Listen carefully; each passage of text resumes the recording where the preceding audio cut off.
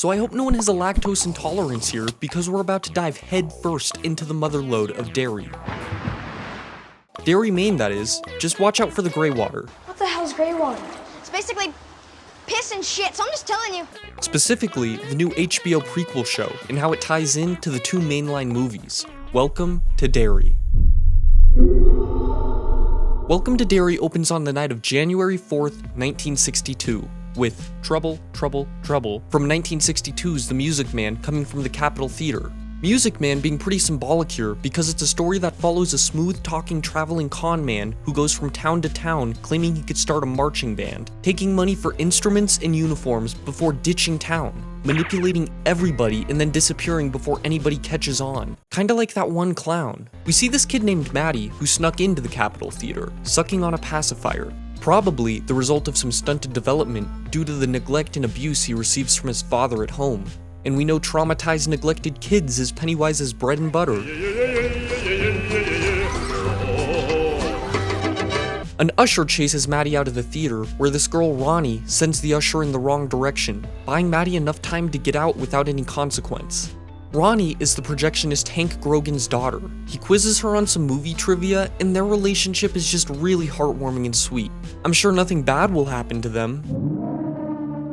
We see Maddie hitchhiking past the Welcome to Derry sign, aka the birthplace of Paul Bunyan, which is a real 31-foot statue in Bangor, Maine of a fictional American lumberjack that scared Stephen King when he was originally writing It. Bunyan appears in tall tales, such as creating the Grand Canyon in the Mississippi River, so kinda like the Maui of North America. You're welcome. What? No. Eventually, this nice little family stops to pick Maddie up. All is good until the girl he's sitting next to pulls out possibly the weirdest road trip snack you can think of. The parents get way too comfortable with Maddie way too quickly. Your father got a vasectomy right after he impregnated me again. And at this point, Maddie has had enough, so he tries to get out to no avail and then grabs the steering wheel. When he bumps into the mom's belly, who probably should have got that vasectomy a little sooner. The baby goes nuts in the car and eventually attacks Maddie. We see Maddie's pacifier fly out of the window and floating down into the sewer, where we get this really sick title card that looks really similar to the one we see from It Chapter 1. 4 months later, in April, we see a kid named Phil chilling on the Derry standpipe. Then we meet Major Leroy Hanlon and Captain Polly Russo, who are just arriving to Derry. They're driven by Dick Halloran, and if that name doesn't ring a bell, he was the badass dude from The Shining, who was able to talk to Danny because they both had the Shine, which is essentially a psychic ability that allows them telepathy, clairvoyance, and to see dead people.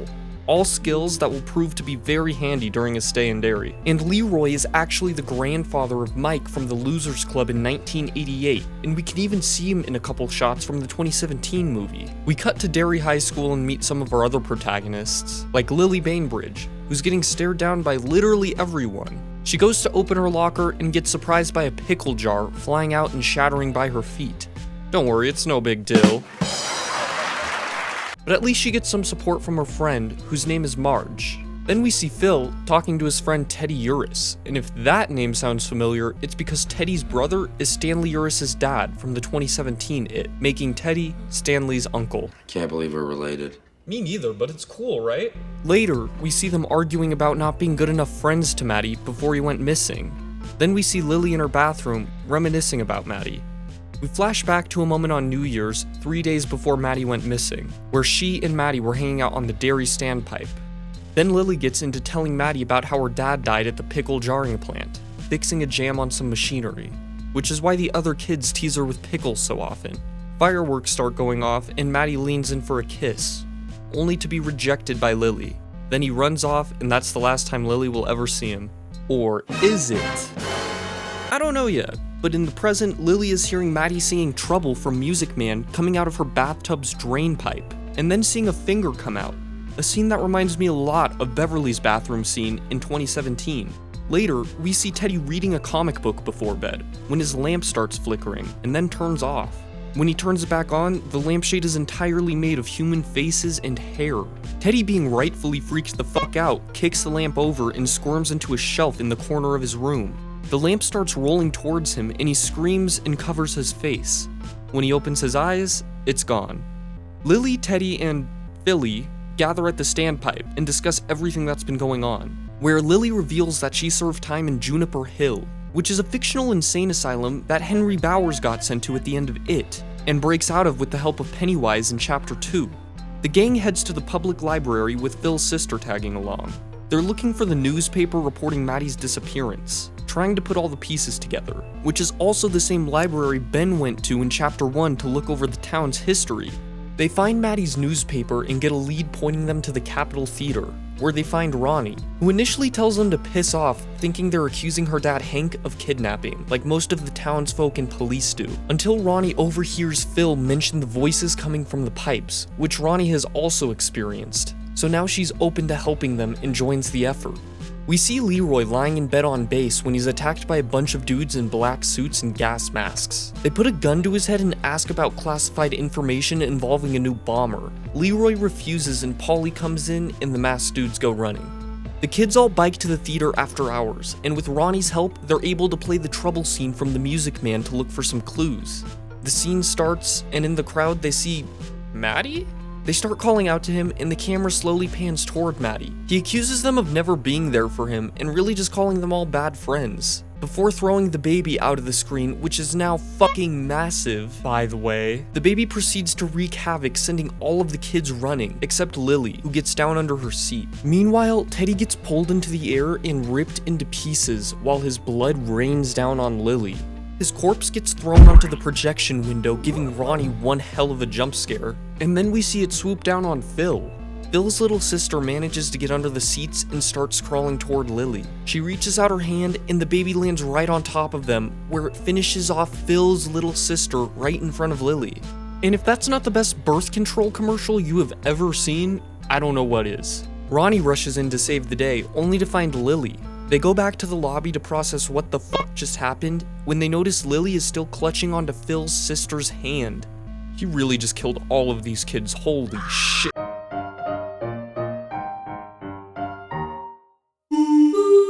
Episode 2 opens with Lily reliving the carnage from the theater in the form of a nightmare a week after the incident. Then we see some cops that are camping outside the Grogan's apartment building who are dead set on Hank being the perpetrator, even though Hank and his mom exclaim his innocence. We see Leroy sitting on his porch reading a newspaper when his wife Charlotte and his son Will arrive. Will, of course, being Mike's father. We see Charlotte taking a stroll through Derry. She passes a billboard advertising the new Paul Bunyan statue being built, when someone drives by slinging an egg at it. She ends up in the local butcher shop where the butcher introduces himself as Stan Kirsch. She sees a kid getting chased and beaten up right outside, while everyone else seems to be oblivious to it. Charlotte runs outside and attempts to break it up. All of the kids run off, and everyone just stares at her like she did something wrong. Then we see Ronnie in bed, who can't sleep because her dad and grandma are yelling at each other, irritated by the police breathing down their necks. When her bed suddenly has a heartbeat, and when she tries taking the sheets off, they turn into a placenta, and her bed fills up with, I don't know, womb fluid? She breaks free looking like a newborn, but when she turns around to look at her bed, Ronnie sees her mother who died giving birth. The mom bed starts taunting Ronnie and gets all evil looking. When Ronnie tries to get away, the umbilical cord starts reeling her in towards the stomach, which now looks like a piranha plant. As the cord pulls her closer, we could see Pennywise's yellow eyes glow inside, which is just a really badass looking shot. Ronnie starts chewing on the umbilical cord to sever it, and when she's finally free, the mom bed stands up and screams in her face. Hank runs into her room to see what all the ruckus is about, just for everything to return to normal. We see Dick Halloran at the bar with two other Air Force dudes, and then Clint Bowers walks in. Bowers being the grandfather of Henry Bowers, of course, from the 2017 movie. Clint is also the police chief at this point in time. He grabs a drink and is urged to arrest Hank Grogan, even though they have zero evidence pointing toward Hank. Bowers then tells the bartender to kick out Dick and his friends for absolutely nothing. Dick and friends return to the base stumbling and drunk as hell. The next day, we see a huge military dig site and a peeping Tom watching them. They're all looking for some ancient artifacts that they know was near thanks to Dick's shine. He gets questioned about the shine's effectiveness when they can't find anything. Back at Derry High School, we see Lily and Ronnie in a skerfuffle. Ronnie wants Lily to tell the police that it wasn't her dad that killed the kids to prove his innocence. Lily doesn't want to tell the authorities that it was in fact a giant mutant baby out of fear that she'd be sent back to the insane asylum, which is honestly pretty fair. Then we see Will eating his lunch and reading alone in the hall, when a kid named Rich Santos greets him. They introduce themselves and talk for a little bit, when Rich gets distracted by the girl of his dreams, Marge. And then a kid randomly throws a very smoky stink bomb down the hall, sending Will running right into a teacher, taking both of them down. Will gets sent to detention, joined by Ronnie, who was a little too loud in the cafeteria conundrum with Lily earlier. Speaking of Lily, Ronnie peeps out the window and sees the fuzz taking Lily away. She's brought into the station by Bowers, who's trying to get a statement out of her. Lily preaches Hank's innocence, but Bowers scares her into narking on Hank, saying if it wasn't Hank, it must have been her. Yeah, assholery must run in this family. All of that resulting in Hank getting falsely arrested and taken away from Ronnie. Ronnie goes to Lily's house, beating on the door, extremely emotional and upset that Lily would blame her dad, further driving a wedge in their relationship. Leroy tests a prisoner that's accused of being the masked man that held him at gunpoint. When the guy doesn't know how to use that very specific Russian gun, Leroy knows it's the wrong guy. He confronts his general, Francis Shaw, who fesses up that the whole masked men ordeal was a test.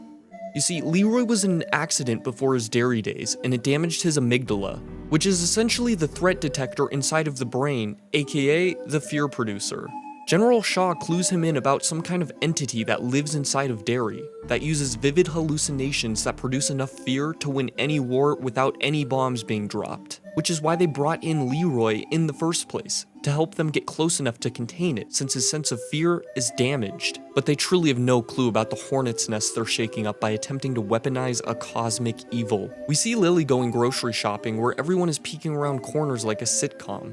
And then the aisles start moving around her, effectively turning it into a big maze. She starts hearing whispering around her, and then someone calling her crazy over the loudspeaker.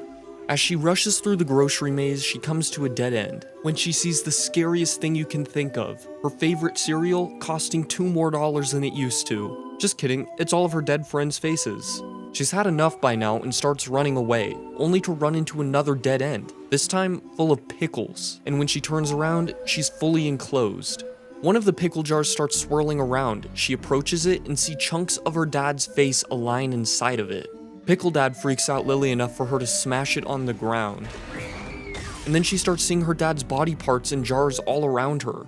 Then they simultaneously fall onto the ground, turning into a retail worker's actual biggest fear. Her dad's body parts start to assemble, turning into some gross pickle squid monster thing. With Lily cornered, it rushes toward her, further traumatizing this poor girl. And just as she's wailing, everything flashes back to normal with a broken jar in front of her, further pushing the agenda that Lily is insane. So, she gets sent back to Juniper Hill. Back at the dig site, they've just uncovered a classic car, and not just any old car, the car from the Bradley Gang massacre from 1935. Which was of course the result of one of Pennywise's earlier cycles. And we hear Ben mention the Bradley Gang massacre in the 2017 movie. The Bradley Gang in 35 and the Black Spot in 62. Which is actually inspired by a real gang attack on the Brady Gang, not Bradley, in Bangor, Maine from 1937.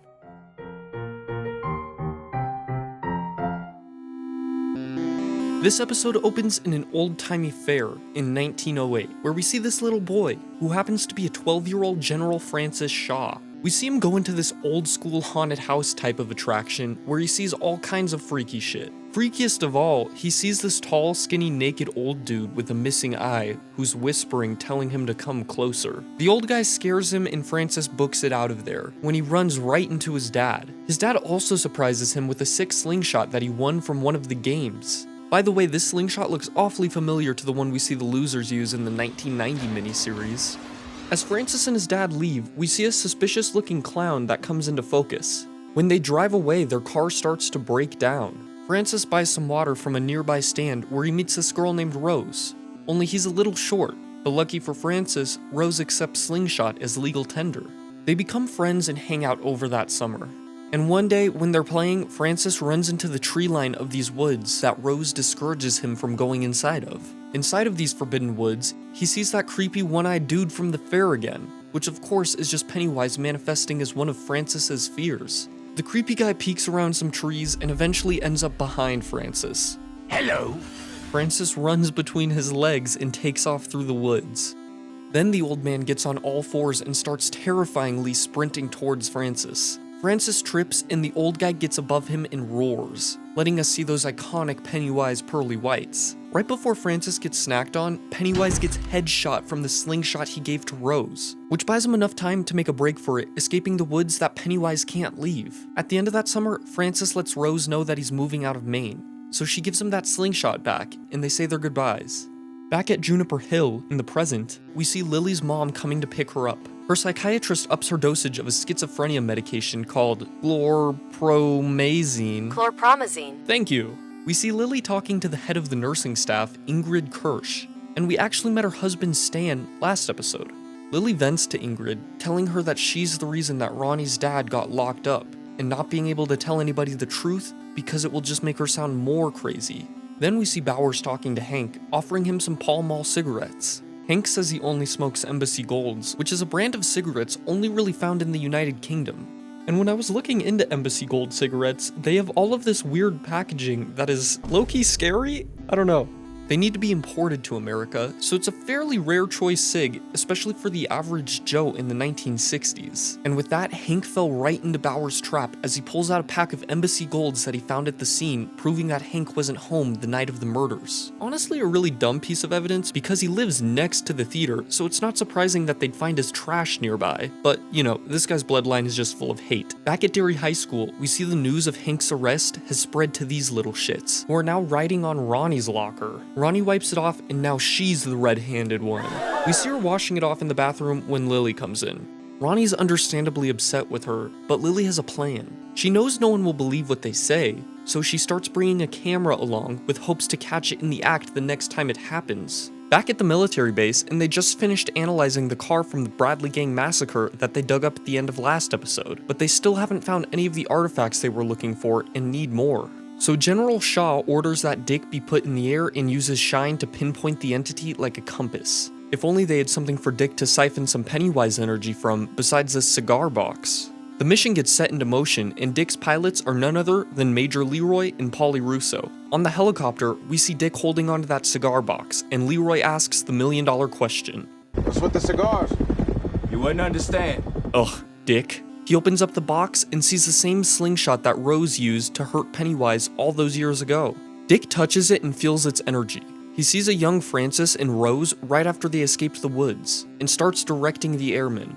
Wait, does this mean if Dick touched a Nike shoe, he would see Chinese sweatshops? Paulie turns around and sees Dick tweaking and unresponsive. Dick gets up, still unresponsive, and walks to the back of the chopper, before turning around and seeing that he's now in the sewer. Exactly where Bev was in Chapter 1. He sees Pennywise's trailer and then a pair of yellow eyes illuminate inside, and we get to hear Pennywise for the first time this show. Who are you? As Dick looks inside of his eyes, he sees war and carnage. He snaps out of it and then toys start raining from above. He looks up and sees a whole bunch of bodies floating up there. Most notably, his grandma, who warns him, telling him to get out. So Dick rushes to the sewer door and starts opening the hatch in a panic. But in reality, he's opening the helicopter's door. Leroy gets to him and stops him from jumping out at the very last second.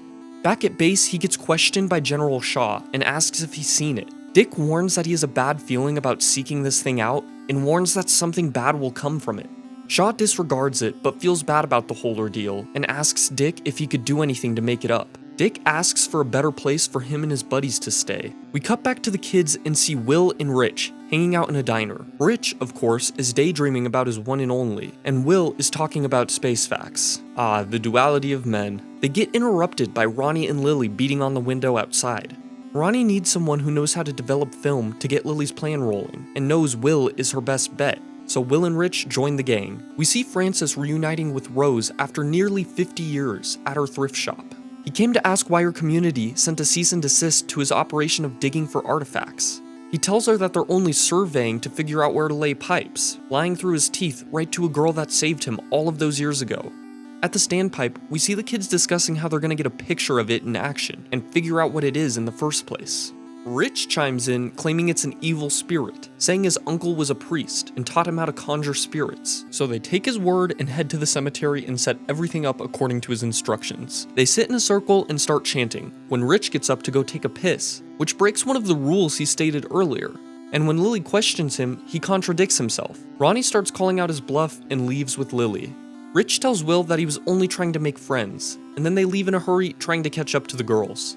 On the girls' way out, the exits keep getting further and further away. The boys catch up and the ground starts caving in around them. They all get separated when they start getting chased by ghosts. Lily, in particular, is chased by the ghost of Teddy, only missing half of his head. She manages to snap a picture of him before a tree branch catches the camera's strap, leaving it hanging on a tree. Ronnie comes by and manages to scoop the camera up. She's able to get another picture of a ghost before dropping the camera. Rich, who's following close behind Ronnie, is able to grab the camera. Will crashes into some rubble and walks his bike out on foot, when Rich speeds past him, tossing him the camera. Everything calms down and all of the kids reunite, except Will. He's still near the rubble, walking off that nasty bike wreck, when he hears something moving behind him from the rubble. He goes inside, armed with a camera, when he gets jump scared. He manages to take a picture and get back to the rest of the kids. They all group hug and have a very sweet moment after their very first trauma bond. As if these guys hadn't had a long night already, they break into their school in an attempt to get those photos developed. They develop the photos one by one, seeing all of the sweet evidence they need to clear Lily's insanity rumor and Hank's murder charges. And on the last photo that Will took, they see a clown? We open on the main street of Derry, where we see all of the kids biking to the police station to turn in all of their evidence, where Bowers and two of his goons look over all of the pictures, except all of them are missing any kind of evidence and appear as random photos just taken inside of the cemetery, except the last one that Will took with a clown. But these old heads don't think it's anything but a statue. Then we see Dick and the boys heading to an old abandoned storage shack that Shaw requisitioned for them after the events of last episode. It's admittedly a little musty and ran down, but that's nothing some elbow grease won't fix. Back at the Hanlon household, Charlotte found the photos that the kids took and confronts Will. Will says he and some other kids are just trying to help prove Ronnie's dad's innocence. But with the missing and murdered children, Charlotte decides to ground him, saying he can only come to school and back until she figures out what's going on. The next day, we see Leroy take Will fly fishing. Will catches something and starts reeling it in before it gets away, taking the fly with it. Leroy goes back to the car to grab a spare, leaving Will alone in this river. Will sees this beautiful koi fish swim up to him, and suddenly a hand grabs him, pulling him underwater. But not just any hand, an undead, burnt version of his dad. Leroy hears his son screaming and rushes back. He gets him up and Will starts explaining. Leroy is utterly confused and sees marks on Will's hand, proving that he isn't lying. They look over by the riverbank and see a red balloon floating away. Back at Dick's new clubhouse, we see him and the boys cleaning this place and having some drinks. Dick takes some garbage out back and starts getting some visions again. Then he sees his grandma calling his name from the woods. Leroy pulls up and tells him about his fishing trip today. He presses Dick and asks what they're really in Derry for. Dick says that even he doesn't know and isn't sure if he wants to. At the standpipe, we see the kids discussing. Will theorizes that it can very much kill them whenever it wants to, but is trying to scare them first for some reason.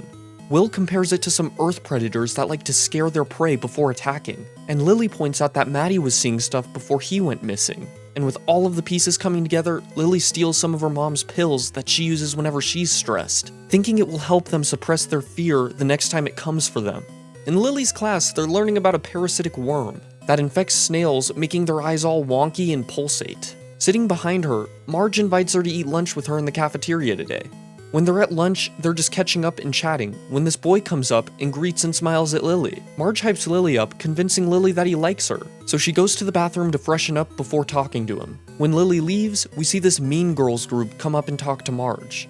The whole boy liking Lily is a setup to embarrass Lily in front of everyone that Marge is just going with to fit in with the popular crowd. Marge then goes to the bathroom after Lily, feeling remorse and looking regretful. While Lily is in the stall, blissfully unaware of what her so-called friend is planning, Marge starts telling her the truth. All of a sudden, she gets a pain in her eye. She looks in the mirror and her eyes start bulging out, mimicking the snail parasite they seen in class today. Lily hears her screaming and knows it's another Pennywise attack, so she gets her pill ready and then drops it down the toilet. Marge runs into the arts and crafts room where she grabs some kind of chisel and starts going to town on her own eye.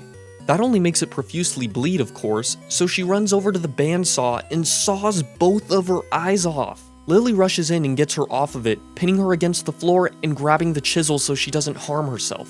Then the entire school walks in and sees Lily on top of a bloody-faced Marge with the chisel in hand, looking awfully incriminating. Then we see Charlotte talking to Hank while he's locked up, trying to get his side of the story, and finds out that they charged him without a bail hearing, which is a big no-no. She also asks where he really was that night. He quietly admits that he was with a woman, but not just any woman, a married white woman, and you could see why a black man in the 60s would want to keep that under wraps. Later, we see Leroy confront Charlotte, asking why she's doing all of this and to not go looking for trouble. Later that night, we see Will laying in bed when he can't sleep, so he looks out of his telescope. He looks around at the stars for a minute and then brings it down to street level when he sees the same clown from the picture standing behind a tree. He screams and his parents come rushing in, where Leroy blames Charlotte's activism for their house being watched. He goes outside with a fire poker and starts looking around for something, but finds no one. He heads back inside when he notices another red balloon stuck under a tree in his front yard. The next morning, he rushes into Shaw's office demanding some answers. Shaw leads him to an interrogation room where they have Rose's nephew and a member of her group handcuffed to a chair, a guy named Taniel. And then Dick walks in, ready to invade this guy's mind and find out where these artifacts are. When he gets inside of his head, he sees a little Taniel who's telling the story of Pennywise's origin to Rose. But before he was the dancing clown, he was known as the Galoo. We see their ancestors breaking a shard off of the meteorite he landed in, using it as a powerful weapon against it. As years go by, the legend of the Galoo passes on from generation to generation. They stayed out of its territory and let it be, until the settlers came, whom they warned about the danger of the Galoo but paid no mind. Oblivious to it, they hunted in its territory and were brutally murdered and eaten, which only made the Galoo stronger. And if this kept up, eventually the Galoo would be able to expand and hunt outside of its territory. Seski, the village's war chief, makes the call to leave their home, as it would be dangerous to stay any longer. Seski's daughter doesn't want to move, so she takes matters into her own hands, sneaking out and taking the dagger, attempting to hunt it down. When Seski realizes what her daughter had done, she forms a search party and looks for her. Seski's party gets ambushed by the Galoo, picking them off one by one. It eventually attacks Seske, and we get to see what looks to be the deadlights. But before it can finish the job, Seski's daughter comes in with the dagger, and the Galoo runs off into the woods. But she's too late. She's dying. They form another party to travel to the Galoo's crash site, where they start breaking off 13 more fragments of its meteorite. They bury them strategically, making a border that it can't cross. That border is of course modern-day Derry. After Taniel's story, Dick pops up and asks where they are now. Taniel opens a door and points to the old well house, 29 Neibolt Street. We see Marge getting her eyelid dressed by a nurse, which was thankfully the only thing truly damaged from the arts and crafts incident. She tells Lily that she told everyone that it was only her glasses breaking that caused the damage, clearing Lily from any kind of assault. Then we see Dick right after leaving Taniel's mind. We see General Shaw making a plan to retrieve the artifacts, buried pieces of the meteorite that they call pillars. Leroy asks why they even want them in the first place, and Shaw says it's to reduce the size of the border, capturing it, using it. Leroy is upset at Shaw for knowing how dangerous Derry was and still letting him move his family right inside of it. Back at the standpipe, and the kids hear some coughing and rustling coming from a tent. They ask who's inside, and then they see Maddie? While the kids are talking to a disheveled, pale Maddie, he says he's been in the sewer, below Derry, held captive by a clown, saying he waited for him to go to sleep before escaping, and that Phil is still alive down there. The group votes to tell the police everything that Maddie revealed, but Maddie doesn't want to go to the police out of fear that they'd send him back to his father. We see Hank being escorted to a prison bus, getting ready to be transferred to Shawshank, which is of course another King book that was turned into a masterpiece of a movie. As he's being walked out, we see a bunch of racists yelling profanities at him, when someone from the crowd rushes in and attempts to murder him point blank with a revolver. Charlotte, who's in the crowd, sees a cop who turns and gives her an awful Pennywise smile before disappearing. Rose rushes into Shaw's office, asking where her nephew is. Shaw tells her that Taniel will be released after they finish their business on Neibolt, as he needs him to help guide his team. So Rose gives Taniel that ancient dagger to help him defend himself. We see Leroy moving his family to a nearby military housing neighborhood just outside of Derry. At the new house, Charlotte hears the TV mentioning that Hank's prison bus crashed en route to Shawshank, where he's believed to have escaped the wreckage and be on the loose. We see Lily introduce Marge, the newest member of the group, to everyone else. Lily says she's weighed the options and thinks the best bet is to go down to the sewer and get Phil themselves. The group isn't super thrilled about Lily's idea, but she's able to convince them. Then we get to the main event. We see a bunch of military guys surround and breach the old well house. They secure the building and start descending down the well. The whole team comes to a section with a drop-off, and when Dick gets to it, he falls into an ocean of sewer water and starts swimming up to a bathtub. He crawls out of the tub and sees his grandma, who warns him yet again. Then his grandpa walks in, holding a chained-up box. This is a mental box that Dick created to block out all the bad stuff that comes with the shine, like seeing dead people. Come play with us, Daddy. And in Dr. Sleep, we even see the ghost of Dick teaching Danny how to do this after the events of The Shining. His grandpa opens the box, giving Dick the full power of the shine, which is very much a curse, as you can imagine seeing dead people everywhere would not be pleasant. In reality, we hear two other military guys who hear a Pennywise laugh coming from a tunnel. They then see a finger emerge pointing at them. All of a sudden, a big scary looking Uncle Sam comes out and eats him. We see Taniel guiding the Colonel when he makes a break for it. The Colonel starts opening fire, which leads to Taniel dropping the dagger in the sewer. At the same time all of this is going on, the kids arrive at the sewer entrance and decide to take 3 pills each, hoping that they overdose before they see anything spooky. They follow Maddie's lead, trekking through the sewer, and then the drugs start hitting, and all of the kids start tripping balls in the sewers. Rich even gets to hold Marge's hand. Are you two holding hands? No. Yeah. Polly and Leroy get broken off from the rest of the military group and travel through the tunnels alone.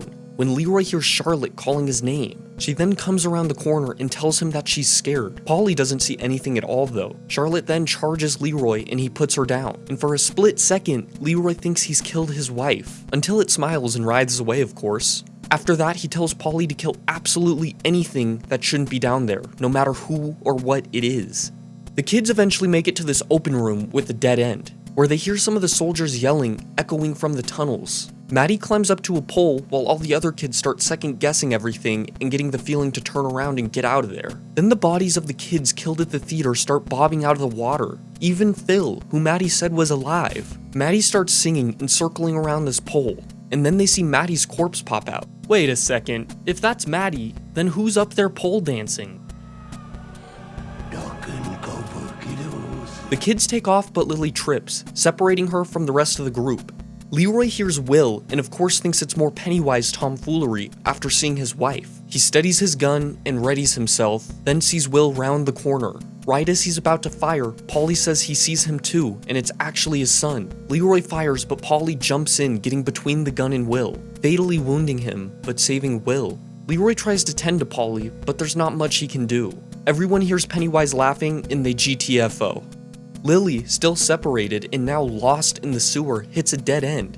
She calls out to her friends but is just met with more clown laughter. She turns around and sees Pennywise standing at the end of the tunnel in all of his glory. He taunts her and approaches. He gets closer and closer before turning into Lily's dad and calling her a bad daughter. He rushes toward her in full monster mode when he suddenly stopped dead in his tracks. It's the dagger that Taniel dropped earlier, preventing him from reaching Lily. He backs off and Lily grabs the dagger after seeing its effectiveness against it. Back on the surface, we see Ingrid hop into her car when she sees Hank in the back seat. Yeah, she was the woman he was seeing the night of the Capitol Theater murders. She brings him to a secluded part of the woods where they embrace. Hank explained what happened with the bus, and they try to think of a safe place for him to hide away. Hank says he knows someone that can help, so he has Ingrid bring him to Charlotte. We see Leroy recording an incident report about everything that happened with Polly in the tunnels. He asks Shaw if Dick made it out of the tunnels, and he of course hasn't seen him at all. Oh, there he is, but he's a little rough around the edges in seeing his first dead person in years. That dead person, unfortunately, being Polly.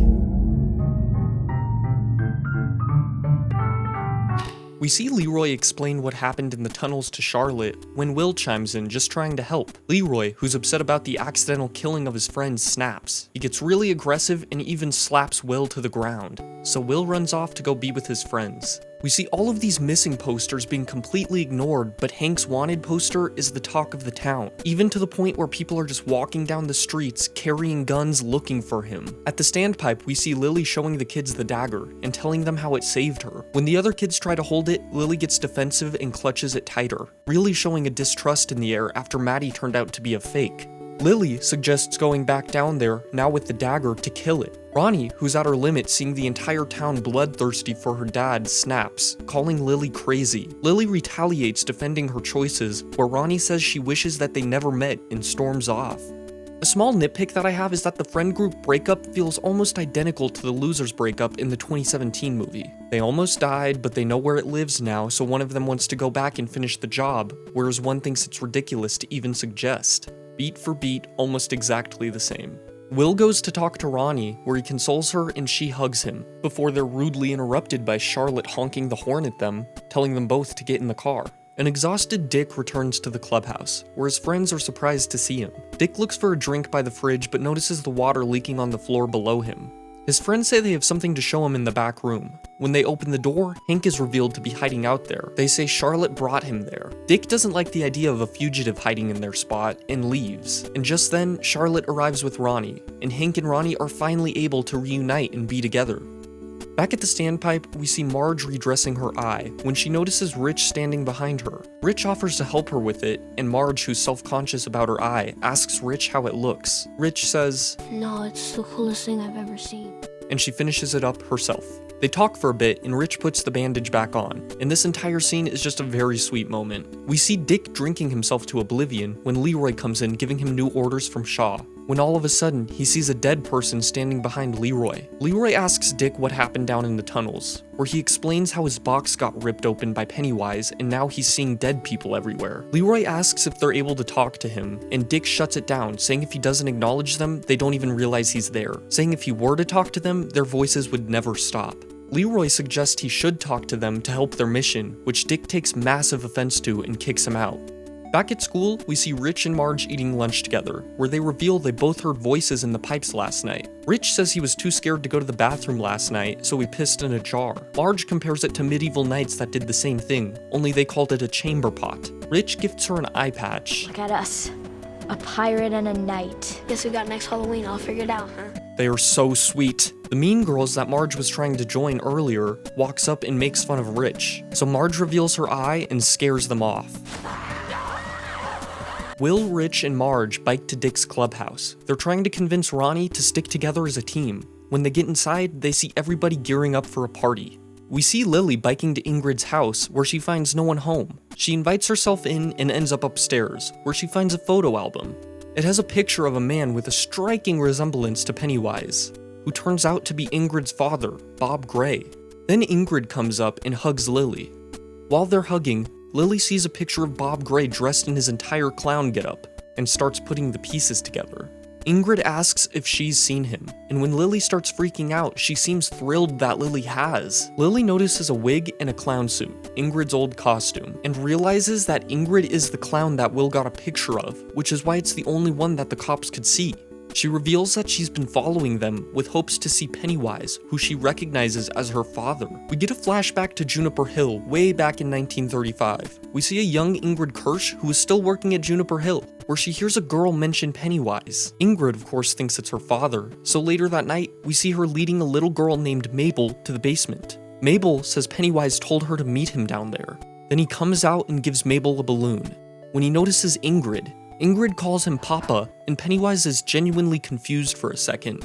He realizes that she's the daughter of Bob Gray, the original non-murderous Pennywise, and starts laughing, when he suddenly attacks, sending them both running. They get to a door when Mabel trips, but the door closes behind Ingrid when she notices Mabel isn't behind her, so she looks out the window and sees Pennywise and Mabel on the other side. She tries opening the door, but it's of course stuck. Pennywise walks closer and closer, before suddenly ducking below the window. Ingrid hears Mabel screaming and sees blood coming from the other side. Then she sees Pennywise as her dad come up to the window and start manipulating her, telling Ingrid that he's missed her and can explain if she just opens the door. And if you remember, Bob Gray is actually a form Pennywise took to scare Bev in Chapter 2, along with an old Ingrid, or Mrs. Kirsch, back from Ingrid's story, and Lily is freaked the fuck out. So she slashes Ingrid's hand and bikes home.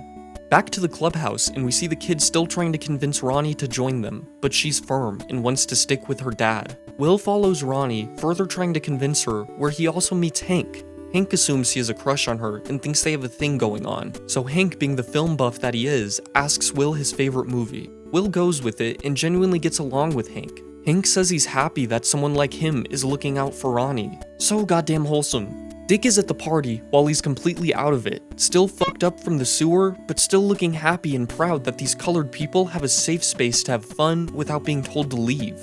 Back at the bar on Main Street, we see all the racists that are looking for Hank discussing where he may be, when Clint Bowers walks in, freshly fired as the chief of police, saying he knows where Hank is. He got an anonymous tip from Ingrid, where she said he's hiding out at this clubhouse, aka the Black Spot. Of course he can't do anything about it since he's no longer a cop, but he's still able to rile all of these hateful people up and tell them exactly where he is. Rich and Marge start taking place in the party going on when Will comes out and joins them. A brass player notices the drumsticks in Rich's pockets and asks if he could fill in for their drummer, who's passed out. He takes him up on it and everyone is truly having an amazing time. Rich has a solo and Marge is just completely smitten by him. The crush is finally shared both ways. Right outside of the Black Spot, we see this innocent couple smoking and talking, when a bunch of cars randomly pull up and everyone exits with masks and guns.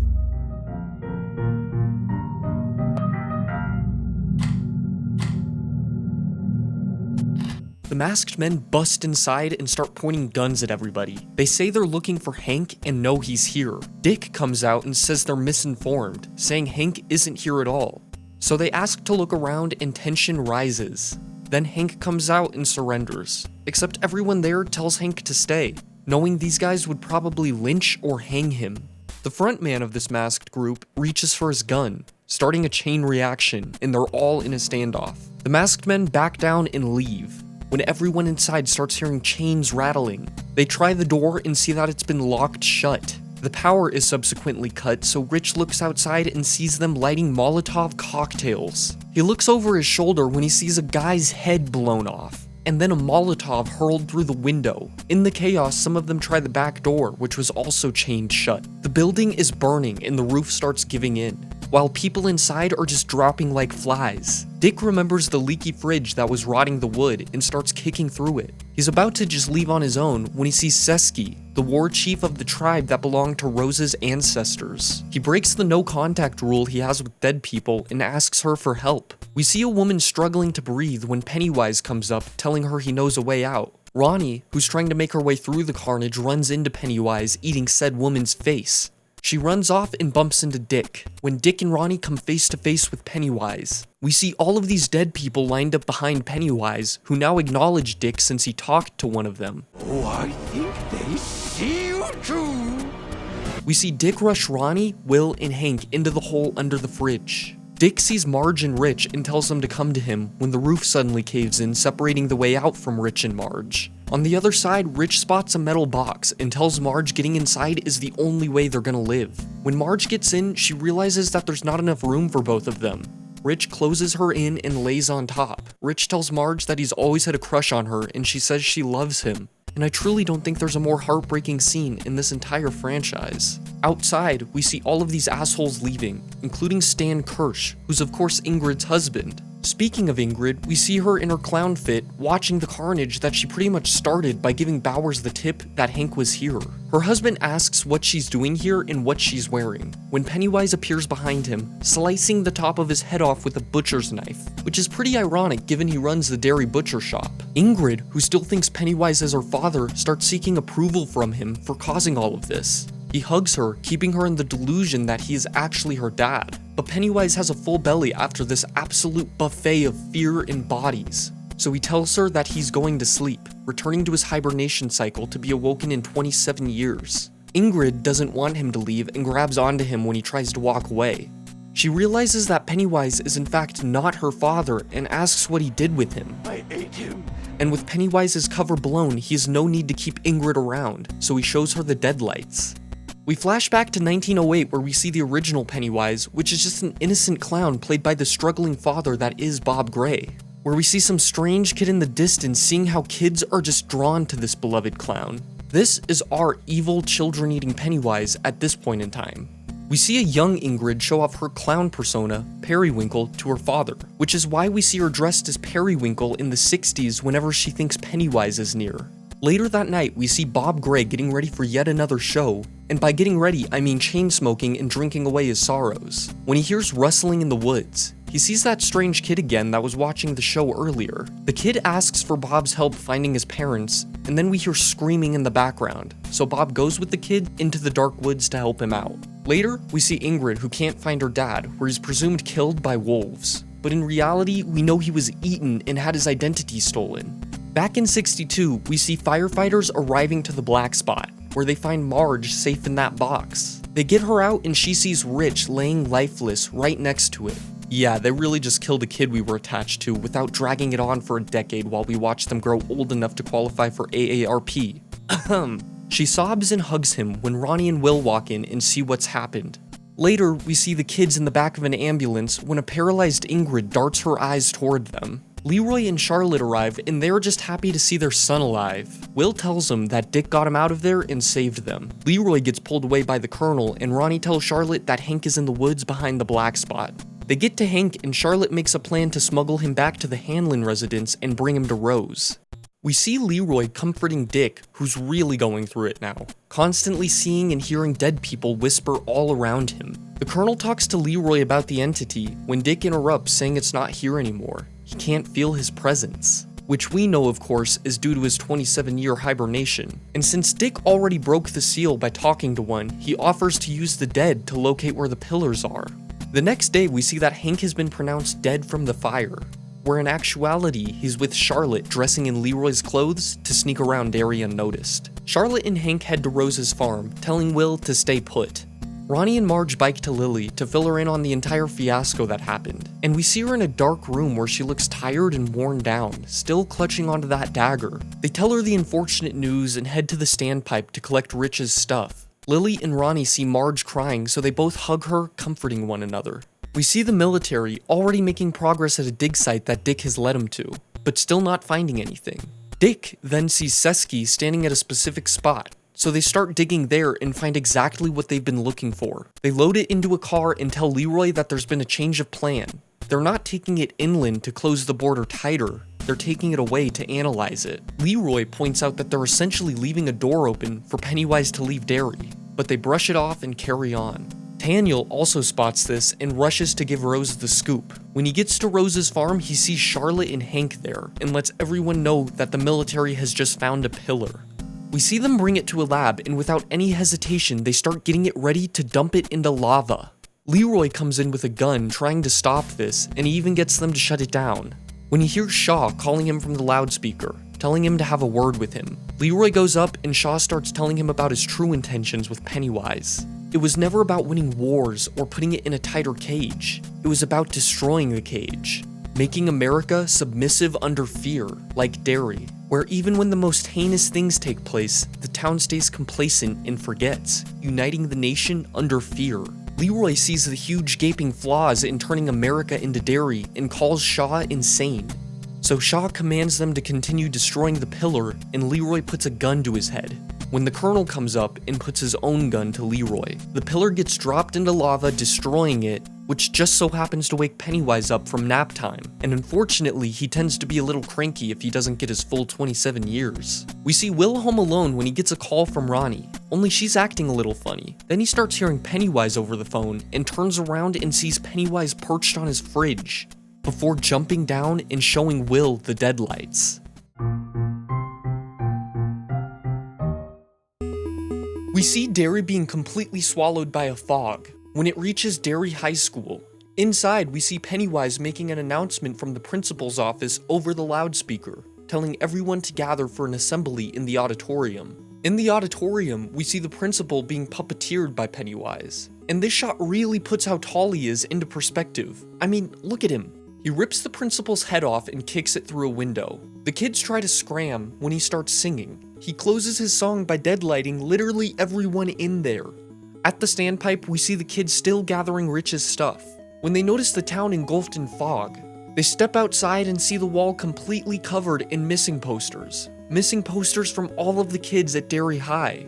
We see Pennywise hitting the road and moving out of Derry, taking all of these kids with him in case he gets peckish on the way. He passes the time by playing the tuba. When our group of kids gets to the school, they see their headless principal laying on the floor. When a missing poster for Will blows toward them, they see a trail of blood nearby and decide to follow it, thinking it will lead to Pennywise. Though unfortunately, they only brought one bike. When they notice a dead milkman on the floor, so they steal his milk van and make a milk plan. At the military base, we see Leroy trying to call Will, but he just gets connected to Pennywise, who just taunts him and laughs, threatening to eat Will, sending Leroy into a panic. We see Dick still going through it in his quarters to the point where he's about to take his own life. Leroy busts in and sees him struggling with everything, so he tries to calm him down. He puts the barrel in his mouth, and right as he's about to pull the trigger, Leroy says it took Will and begs for his help. Dick puts the gun down and agrees to help him out. We see the military scrambling and the colonel telling Shaw that Dick and Leroy have gone AWOL. Dick and Leroy are just arriving to Rose's farm, where Leroy fills Charlotte in on what happened to Will. She understandably doesn't take it too well. Rose comes up with a plan to stop Pennywise, saying they could use Dick's shine to locate the dagger that Taniel lost, using it as a replacement pillar, restoring the border. They look at a map and figure out an ideal spot to put it, where it would still be close enough to the other pillars to re-establish the cage.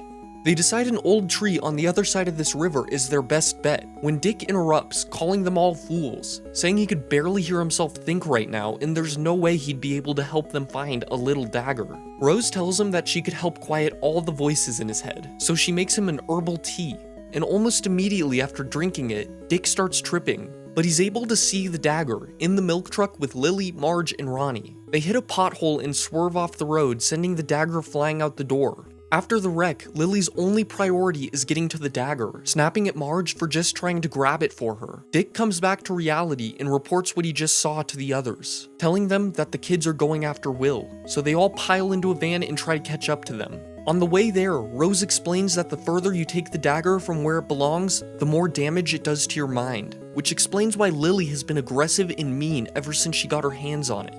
We see the kids still following the blood trail, now on foot. When Ronnie and Marge point out Lily's escalating aggressiveness, she questions what they're saying about her. They ask to give one of them a turn holding the dagger when she completely breaks down and runs off. They get to her and wrestle the dagger out of her hands, realizing that it's driving her insane. They snap her out of it and take the dagger, restoring Lily back to her former self. She apologizes and they make a plan to take shifts holding it on the rest of their way there, when all of a sudden it starts glowing, signifying that Pennywise is near. They look over and see his parade crossing over a frozen river.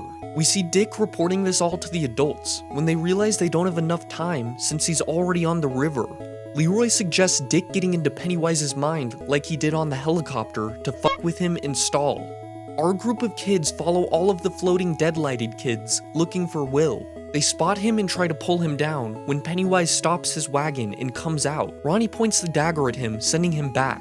He disappears into the fog and starts running past them. He grabs Marge's foot and pulls her away. She sees Pennywise kneeling over her and he calls her Margaret Dozier. Yeah, Tozier. She doesn't recognize that name and Pennywise tells her that she's not Tozier yet, telling her that she's gonna get married and have a son named Richie. He pulls out a missing poster for Richie, revealing that he knows the future and knows that Richie brings him his death.